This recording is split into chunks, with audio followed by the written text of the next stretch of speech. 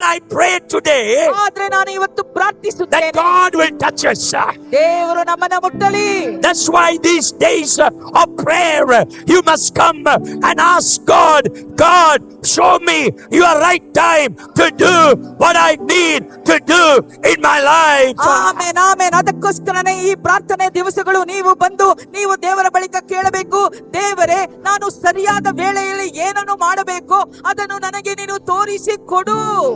Start it immediately. ನೀವು ಅದನ್ನ ತಕ್ಷಣ ಶುರು ಮಾಡ್ಕೊಳ್ರಿ. Turn to your neighbor and say, ಪಕ್ಕದಲ್ಲಿ ಇರೋರ್ನ ನೋಡಿ ಹೇಳ್ರಿ, start it, start it. ಶುರು ಮಾಡಿ, ಶುರು ಮಾಡಿ.